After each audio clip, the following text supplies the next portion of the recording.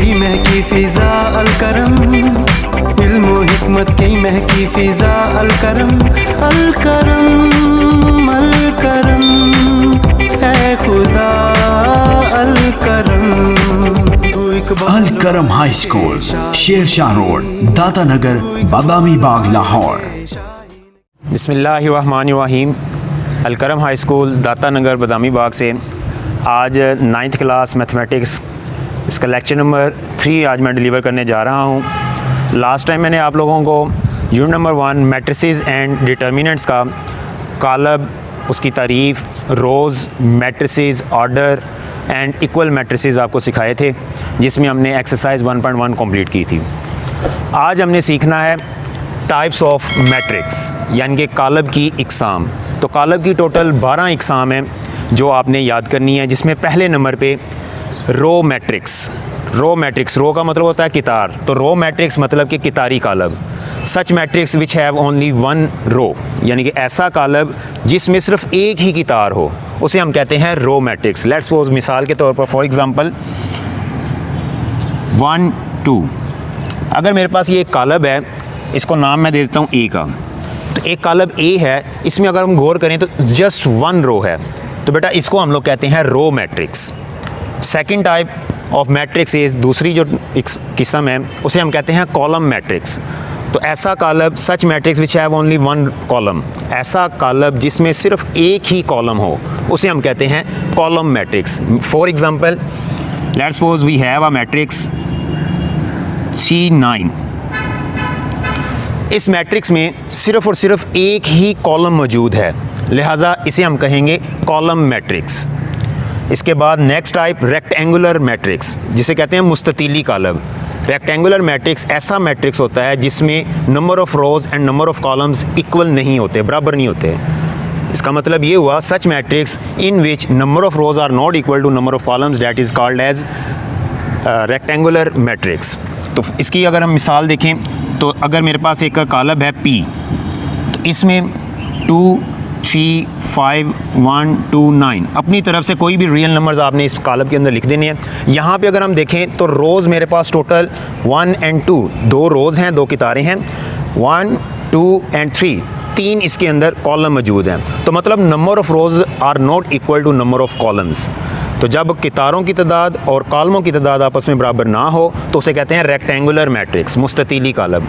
फिर number 4 square matrix, such matrix in which number of rows are equal to number of columns, जिसमें number of rows और number of columns आपस में बराबर होते हैं, कितारों की तादाद और कॉलमों की तादाद बराबर हो।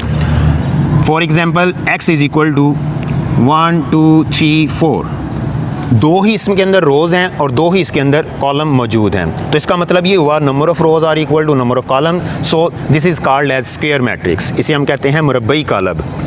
इसके बाद आ जाता है नल और ज़ीरो मैट्रिक्स, यानी कि सिफरी कालब। Such matrix in which all the elements of the matrix are zero, कि ऐसा कालब जिसमें तमाम के तमाम अरकान ज़ीरो के बराबर हों।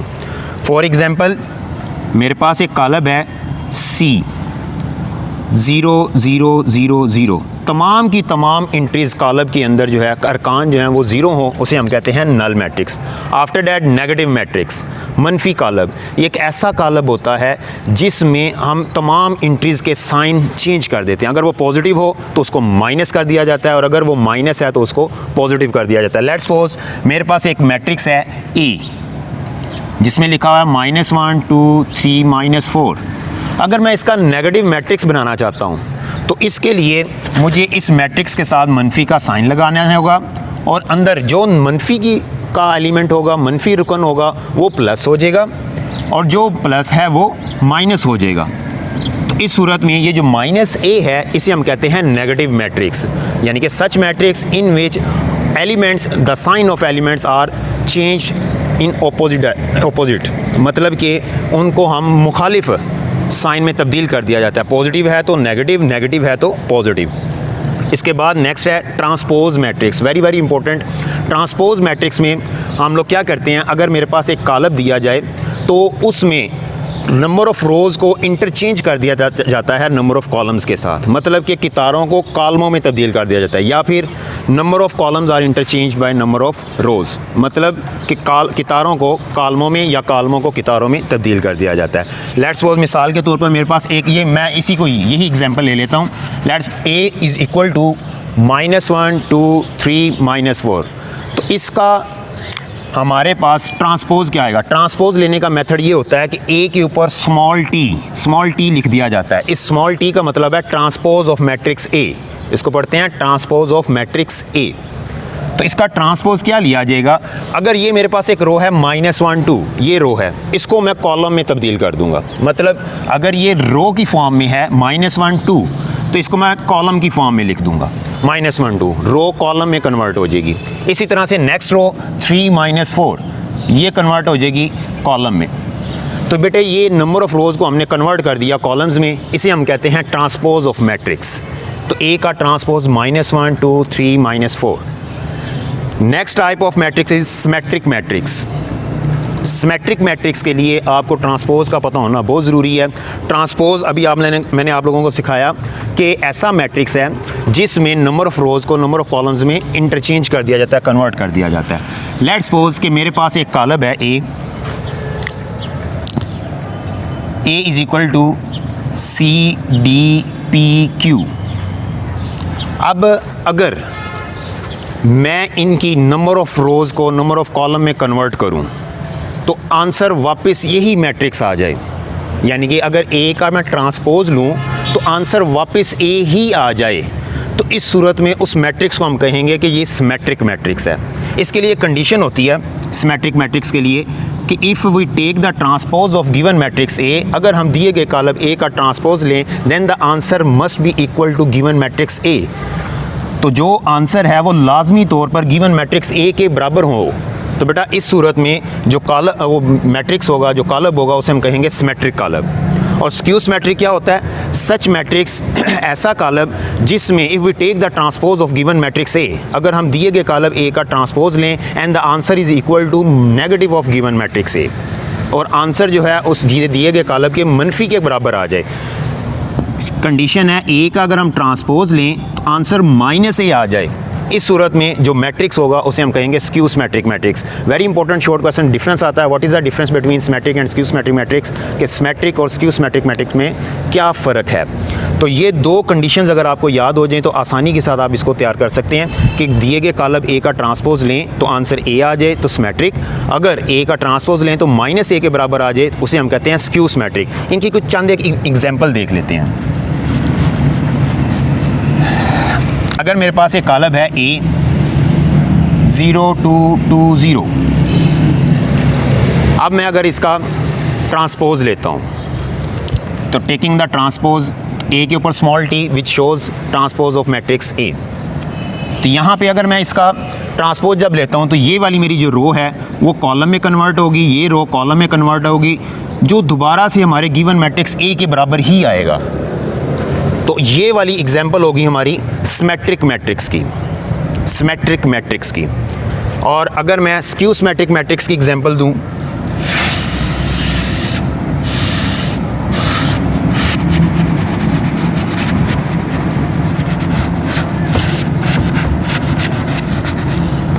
लेट्स सपोज कि मेरे पास एक मैट्रिक्स है A जिसको मैं कह देता हूँ 0 -3 3 0। अब अगर मैं इसका ट्रांसपोज लूँ तो A transpose is equal to, अब ये जो रो होगी ये कन्वर्ट हो जाएगी कॉलम में, और ये जो रो है ये भी कन्वर्ट हो जाएगी कॉलम में। अब मुझे नज़र आ रहा है ये दोनों मैट्रिक्स इक्वल नहीं है, मसावी नहीं है। अब मैं इस वाले मैट्रिक्स में से जिसका ट्रांसपोज लिया माइनस मैं कॉमन ले लेता हूँ, तो A का ट्रांसपोज यहाँ से मैंने माइनस नेगेटिव कॉमन ले लिया, यहाँ बच गया 0। नेगेटिव में क्या होता है, प्लस का साइन जो है वो माइनस में कन्वर्ट हो जाता है। ये -3 आ गया, ये माइनस था तो ये प्लस हो गया, और ये 0 एज इट इज़ आ गया। अगर हम लोग गौर करें तो ये A transpose as it is, ये माइनस, ये पूरे का पूरा यही कॉलम आ गया A। तो इसकी जगह मैं अगर A लिख दूँ तो क्या ये हमारी कंडीशन के ऊपर पूरा उतर रहा है? बिल्कुल उतर रहा है कि ए का transpose is equal to minus of A. So this is the example of skew symmetric matrix. ये है स्क्यू सिमेट्रिक मैट्रिक्स की मिसाल।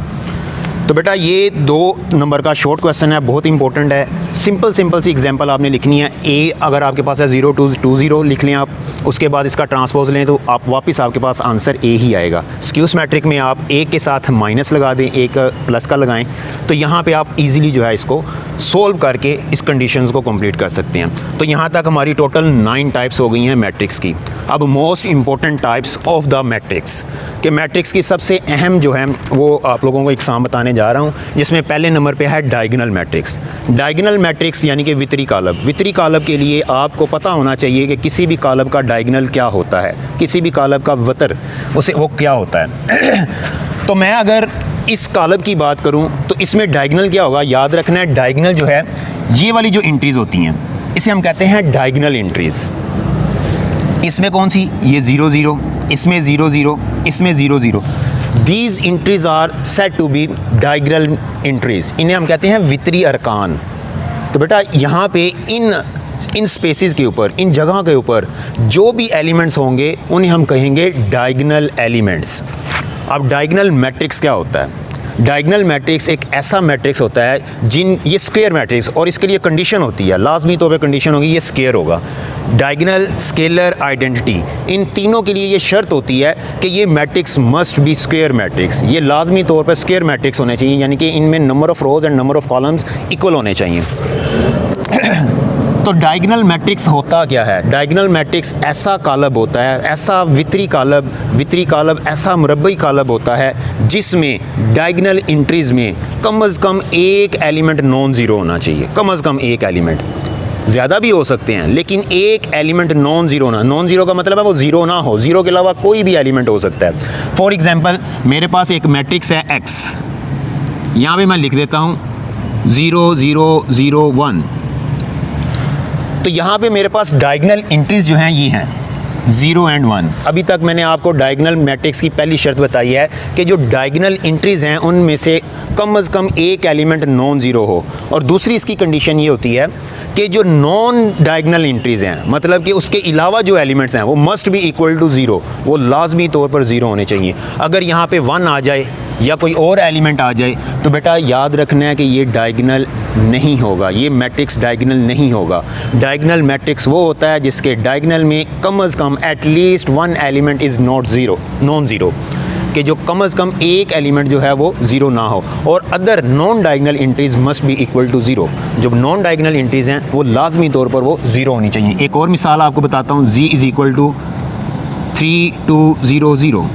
बेटा ये भी एक डायगोनल मैट्रिक्स है क्योंकि इसके डायगोनल में जो एलिमेंट्स हैं वो नॉन ज़ीरो हैं। मैंने आपको बताया कम अज़ कम एक से ज़्यादा भी हो सकते हैं। तो यहाँ पे देखें दोनों ही नॉन ज़ीरो हैं, लिहाजा this is also called as diagonal matrix. इसे भी हम डायगोनल मैट्रिक्स कहेंगे। एक और मिसाल देख लेते हैं, P is equal to 0 0 0 9।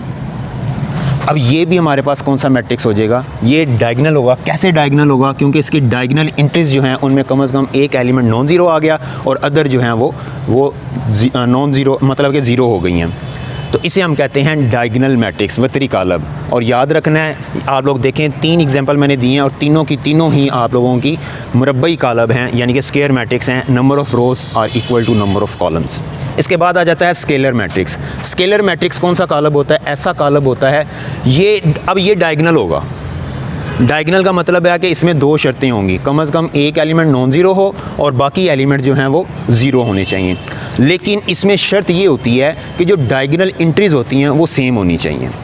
Diagonal entries same होनी चाहिए। सेम का मतलब ये है 2, दोनों साइड पे 2 2 आ जाएगा, या कोई भी अल्फ़ाबेट वो आप लोग अब देखते हैं। लेट्स सपोज मेरे पास एक एग्जांपल है, C इज़ इक्वल टू 1 3 0 0। अभी मैंने आपको शर्त बताई है कि इनकी डायगोनल एंट्रीज़ जो हैं वो सेम होनी चाहिए। तो यहाँ पे अगर हम गौर करें, इनकी डायगोनल एंट्रीज़ सेम नहीं है।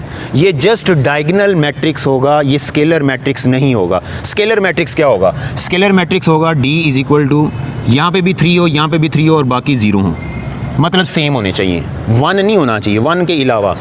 इसके अलावा और मिसाल अगर आपको बताऊँ तो y इज़ इक्वल टू के डायगनल एंट्रीज के सेम हो गई, बाकी एंट्रीज ज़ीरो, तो इसे हम कहेंगे ये स्केलर मैट्रिक्स है। इसके अलावा एक और अगर मैं मिसाल दूँ आप लोगों को, तो f इज़ इक्वल टू -3 और 0 0, this is also a scalar matrix because their diagonal entries are same.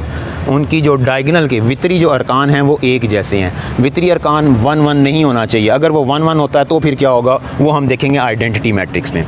तो बेटा अभी तक डायगनल एंट्रीज और स्केलर मैट्रिक्स आप लोगों को मैंने बता दिया। अब आइडेंटिटी मैट्रिक्स क्या होता है, इसको कहते हैं वहदानी कालब या ज़रबी ज़ाती कालब। इसको रिप्रेजेंट किया जाता है कैपिटल I के साथ। डायगनल एंट्रीज याद करने, ये जो आइडेंटिटी मैट्रिक्स है इसको याद करने का तरीका बहुत ही सिंपल होता है। मतलब ये होता है कि इसमें जो डायगनल एंट्रीज होती हैं वो 1 1 होती हैं, बाकी तमाम एलिमेंट्स नॉन डायगनल एंट्रीज 0 होती हैं। तो आपको मैंने बताया स्केलर में सिर्फ 1 1 नहीं होना चाहिए। यहाँ पे आइडेंटिटी मैट्रिक्स एक ऐसा मैट्रिक्स होता है, ऐसा स्क्वायर मैट्रिक्स होता है, ऐसा मुरब्बी कालब होता है जिसमें डायगनल एंट्रीज सेम तो हैं लेकिन बट वो 1 है, वो एक 1 1 है, बाकी एलिमेंट 0।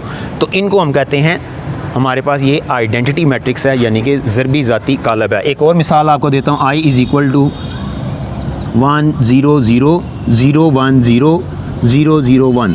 अब अगर हम यहाँ पे देखें कि इनकी डायगनल एंट्रीज सेम है 1 1 1, चूँकि 1 1 आ गया तो ये आपका आइडेंटिटी मैट्रिक्स हो जाएगा, वहदानी कालब हो जाएगा। तो ये बेटा टोटल 12 टाइप्स हैं, 12 टाइप्स ऑफ मैट्रिसेस। इनकी तमाम डेफिनेशन विद एग्जांपल आप लोगों ने तैयार करनी है। और अगर किसी को इस लेक्चर में किसी भी चीज़ की समझ नहीं आई तो आप इस वीडियो के कमेंट में आप हमें बता सकते हैं। इंशाल्लाह कल के लेक्चर से पहले आपको उसका जवाब दे दिया जाएगा।